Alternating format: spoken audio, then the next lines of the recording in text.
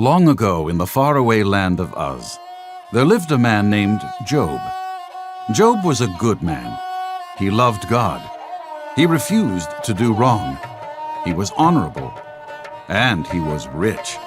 He had thousands of sheep, camels, oxen, donkeys, and servants, and 10 children. Job was the greatest man in the land, and everything in his life went smoothly. Meanwhile, Satan took notice. He complained to God about Job. "He only serves you because you give him so many blessings.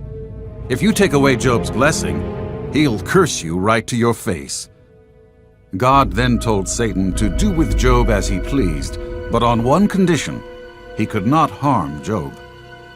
Satan slunk away, devising a devilish plan to make Job turn against God. One day, as Job was simply enjoying life, a servant ran up, breathless, with his devastating news.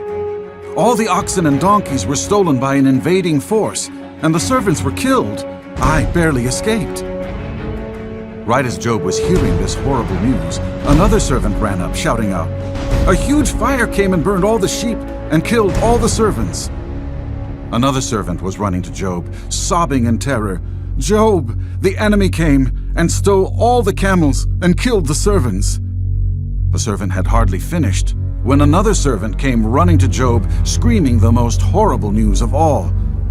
"Your children were having a feast together, and a terrible wind destroyed the house.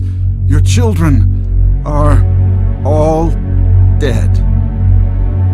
In an instant, Job lost everything, his wealth and his family.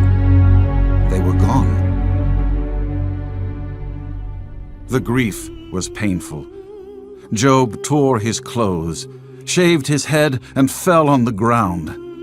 Satan thought Job was going to be mad at God, but instead, Job worshipped God. "The Lord gave me everything, and He has the right to take it away. I will still praise God," Job said. Satan then asked God if he could make Job sick. He was sure that Job would then curse God. God told Satan that he could continue with his plan, but was not allowed to kill Job. Then it happened. Job broke out with sores over his entire body. He became very ill.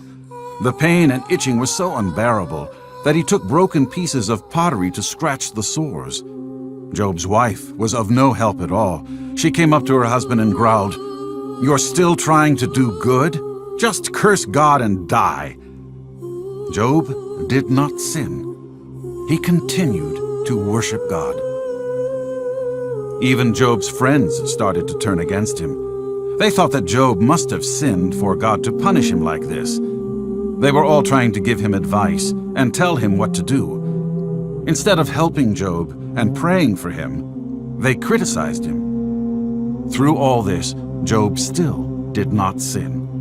He continued to trust and worship God. Job started to lose heart.